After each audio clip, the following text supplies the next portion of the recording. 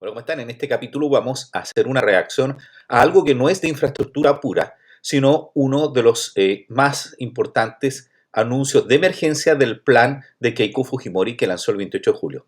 Tiene que ver con seguridad, donde ha propuesto megacárceles, una vinculación más cercana a las Fuerzas Armadas y con algo extra, que fíjense ustedes que hace unos días en Chile, recuerden que estas son reacciones de un chileno, el actual presidente José Antonio Kast lanzó su discurso sobre su plan de seguridad en cadena nacional y lo vamos a traer como referencia. No es para decirles cuál es el mejor plan, no se trata de eso, sino para mostrarles cómo el mismo problema se ha enfrentado de diferentes formas en ambos países tan cercanos y con realidades muy parecidas. Así que vamos a ver cuál es el plan de seguridad que propone Keiko Fujimori.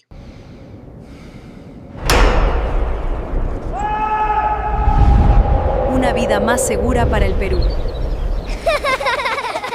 Bueno, uno de los puntos de emergencia del discurso de Keiko Fujimori al asumir fue los estados de emergencia. Las Fuerzas Armadas asumirán el control del orden interno junto a la policía. Esa era su principal propuesta. Y también que pediría al Congreso facultades para gobernar por decreto respecto a esta materia, seguridad. Y ya venía anunciando la construcción de 4 penales grandes y un mega penal de máxima seguridad inspirados en El Salvador. Es un plan ambicioso que responde a una crisis real. Lo que todavía no está resuelto es cómo se va a medir, si funciona y con qué plazos. Lo que todavía no está resuelto es cómo vamos a saber esto, porque ¿cómo se mide que las cárceles funcionan porque hay mucha gente que está en el interior? ¿O tiene que ser un indicador indirecto de que baja la sensación de inseguridad y por lo tanto se captura más criminales? ¿Y dónde van esos criminales? Evidentemente a una cárcel. Y ahí es donde la experiencia chilena es importante, porque vamos a ir siguiendo de cerca cuáles de los dos modelos funciona mejor en algunas situaciones o de qué se puede aprender de uno u otro. Porque fíjense que es importante cómo se ha mirado a El Salvador de Bukele para implementar estructuras carcelarias y persecución del crimen, una cuestión que hace unos años no hubiéramos pensado. Bueno, en su primer mensaje a la nación, Keiko Fujimori fue directa. En el plazo inmediato dijo, mi gobierno estará concentrado en 2 frentes de emergencia nacional. Mitigación del fenómeno del Niño. Aquí en mi ciudad sigue lloviendo y ahora estamos con bajas temperaturas y han sufrido localidades muy cercanas e inundaciones muy complejas que han afectado a muchas familias. Así que es un fenómeno que realmente afecta a toda la costa del Pacífico. Recuerden que el otro punto, y que también es urgente para el Perú, al igual que Chile, es el aumento de la violencia. Y tiene un resultado histórico. El 2025 fue el año más violento de la historia reciente del Perú, con 3.675 homicidios y una tasa de 10,7 por cada 100.000 habitantes, la más alta registrada. Es terrible la situación de inseguridad que se vive. Los anuncios concretos, según el comunicado oficial de Presidencia, es que durante los estados de emergencia, en Chile serían estados de excepción, las Fuerzas Armadas asumirán temporalmente el liderazgo del control interno, en coordinación con la Policía Nacional. En la zona golpeada por crimen organizado, la extorsión, el narcotráfico y la minería ilegal. Tenemos unos videos sobre minería ilegal en el canal, así que lo pueden ver.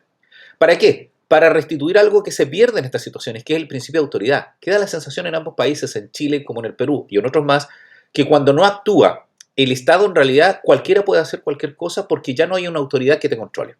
Es una situación que viven las familias, ¿cierto? Cuando uno no le pone control a corta edad a los niños, como que después ya uno no les puede decir nada porque ha perdido la autoridad. Bueno, la presidenta fue clara sobre a quién apunta esta ofensiva. La lucha no será únicamente contra el delincuente común. Iremos tras las mafias nacionales e internacionales que financian la extorsión, el sicariato, el narcotráfico y la minería ilegal. Ese mismo día adelantó que pedirá al Congreso facultades legislativas delegadas para poder emitir decretos de urgencia en esta materia, que entiendo que es la situación que se está viviendo hoy en el Perú. El plan suma modernización tecnológica de la policía, videovigilancia nacional interconectada, inteligencia artificial para mapear el delito, centros de comando de respuesta rápida. Tolerancia cero contra la corrupción policial, con sanciones para quienes traicionen el uniforme. Y un sistema de reconocimiento al mérito, ¿sí? Porque no puede ser solo sanciones, también hay que premiar a aquellos que sí están cumpliendo con sus funciones. Lo mismo pasa en Chile. En el frente judicial anunció la ampliación de las unidades de flagrancia, los delitos que se cometen inmediatamente y uno los puede observar y la policía actúa inmediatamente, y una reforma penitenciaria que permita que las cárceles vuelvan a ser espacios de reclusión estricta y no centros de mando del crimen organizado. Es un contrasentido, ¿eh? Que, por ejemplo, se impide en Chile que ingresen celulares y cada cierto tiempo hay redadas al interior de la cárcel y aparecen muchos celulares. Y semanas antes ya había adelantado Keiko Fujimori el anuncio que hizo más ruido. 4 penales grandes se van a construir y una mega penal de máxima seguridad, una gran cárcel, con licitaciones internacionales tomando como modelo el CECOT de El Salvador. El presidente Bukele implementó cárceles en 8 meses y acá lo tenemos que hacer un poquito más rápido, dijo la mandataria. ¿Cierto? Así que es muy probable que antes que cumpla un año se vean las primeras cárceles de Keiko Fujimori. Bueno, hay cosas todavía que definir de este plan. Si bien es cierto, es un plan con una dirección clara, pero con piezas que todavía falta por precisar, y ahí está la oportunidad real para que funcione mejor y que también para que haga un aporte de la oposición. Y el comunicado oficial lo señala, no detalló bajo qué criterios se declaran los estados de emergencia, una discusión que se está haciendo también en Chile. Se quiere modificar un nuevo estado de excepción. ¿Cuánto van a durar esos estados? Ni qué indicadores se van a medir para ver si están funcionando y cuáles van a ser las facultades. Eso no está en detalle. Tampoco hay todavía un cronograma público para la construcción de las megacárceles, más allá de la comparación con los 8 meses de Bukele. La pregunta es, ¿se verán esas cárceles, como digo yo, en un año?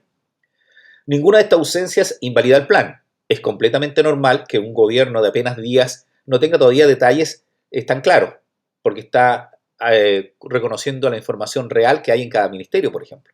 Y además porque hay algunas licitaciones que hay que hacer. Y algunas votaciones que hay que ganar en el Congreso. Pero si algo he aprendido siguiendo estos anuncios del gobierno en distintos países es que los planes de seguridad que mejor funcionan son los que desde el primer mes empiezan a publicar números concretos. ¿Cuántos homicidios, cuántos secuestros, cuánta droga incautada, comparando con el mismo periodo del año anterior? Es decir, tiene que haber un resultado rápido para que la población vaya creyendo en ese plan y vayan teniendo respaldo. Y eso influya en las votaciones que se tengan en el Congreso. Esa costumbre de medir en público, más que cualquier anuncio grande, es la que termina generando confianza sostenida en la población. Y eso puede ser un triunfo para lograr intimidar y después reducir la delincuencia. Bueno, ¿y qué está pasando en Chile que es muy similar a lo que se anunció en el Perú? Y es la referencia a lo que está haciendo el presidente José Antonio Kast. Bueno, les traigo lo que pasa en mi país. Un día antes de que yo escribiera este capítulo, José Antonio Kast, el presidente actual, se dirigió a los chilenos en cadena nacional. El contexto es el mismo de este video reacción. Un país que recibió más de 1.000 homicidios al año en promedio, 218.000 robos violentos sobre el año pasado, un aumento de más del 300% en el contrabando en una década y más de 10 organizaciones de crimen organizado transnacional operando en el país. Lo que más me llamó la atención, como algo que le puede servir de referencia a cualquier país que está empezando en este camino, es que el presidente Kast en Chile no solo anunció lo que viene, mostró números de lo que su gobierno dice haber logrado en los meses que lleva ejecutando un plan operativo. Al 26 de julio, según cifras del gobierno de Chile, vale aclarar que se espera todavía verificaciones independientes, los homicidios habían bajado 18,7%. Los secuestros confirmados por la Policía de Investigaciones cayeron 45%, los robos violentos bajaron en más de 7.000 casos, los ingresos irregulares por la frontera cayeron 86,5% y la violencia en el sur del país, donde vivo yo, bajó 18,8% y la incautación de droga aumentó 70%.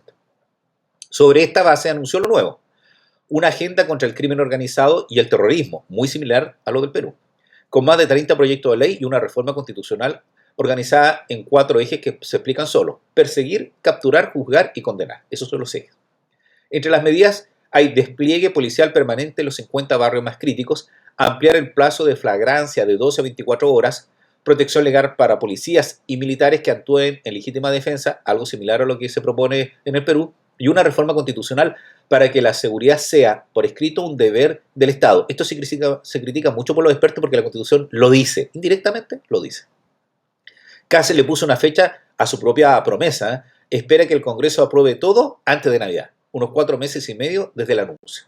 Es decir que en el Perú se espera concretizar físicamente las cárceles y acá se espera que este plan legislativo se apruebe antes de Navidad. Son dos visiones distintas porque cuando se empiecen a construir las cárceles en Perú y se vean, uno va a tener algo concreto que el ciudadano común puede entender, pero la discusión parlamentaria a veces es muy alejada de la realidad, como va a ser en Chile.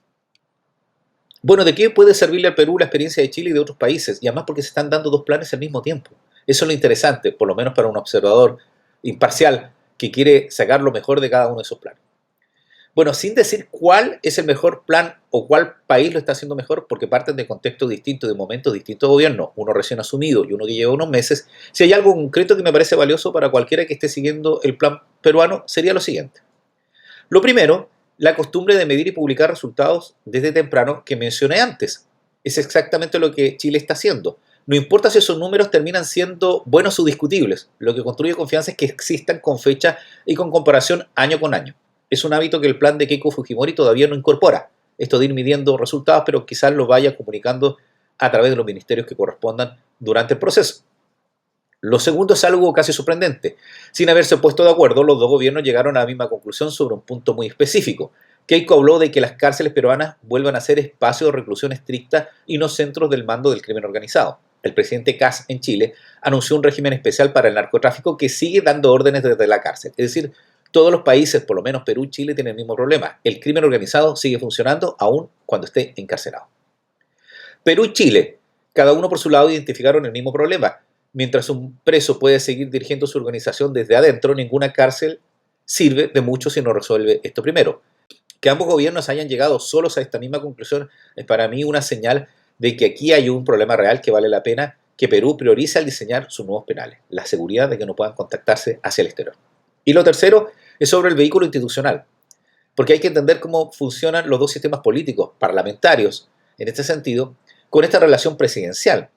Perú avanza más por decreto y con las Fuerzas Armadas tomando un rol central. Chile avanza más por el Congreso y una reforma constitucional. Ninguno de los dos caminos es automáticamente superior. El camino rápido permite actuar antes, que es el de Perú, pero necesita buenos controles para no perder legitimidad en el camino. El camino lento construye más respaldo institucional, pero corre el riesgo de estancarse en el debate, lo que pasa en Chile.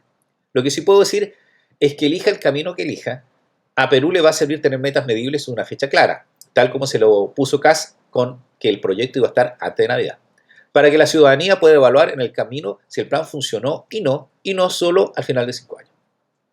Pero voy a hacer una apuesta. El tema legislativo va a ser más lento que la construcción y delegación de funciones que pueda tener Keiko Fujimori en el Perú.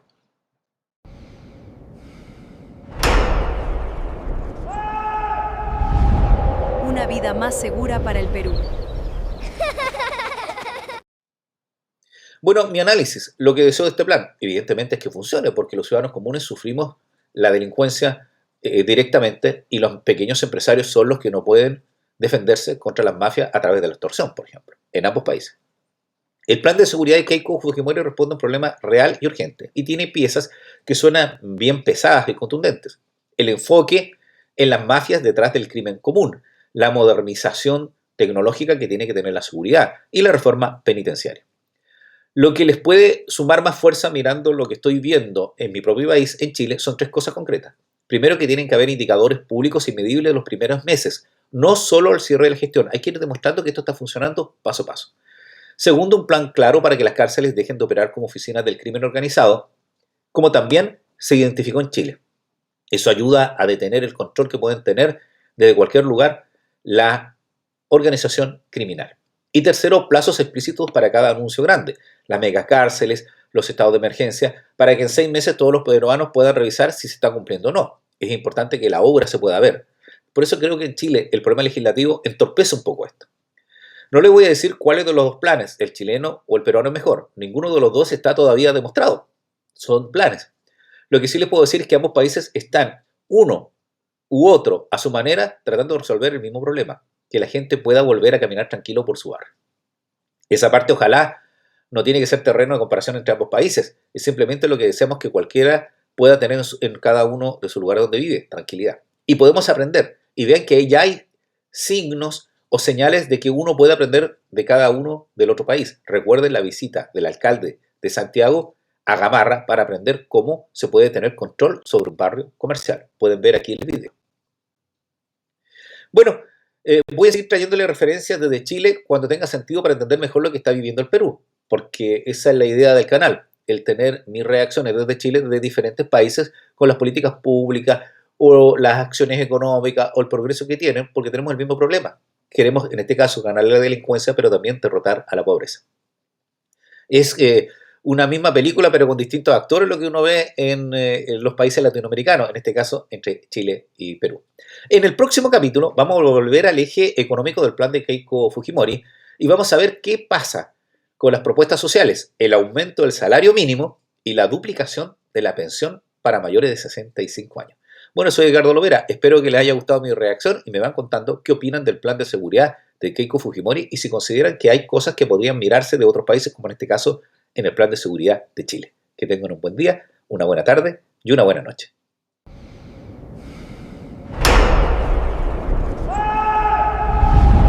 Una vida más segura para el Perú.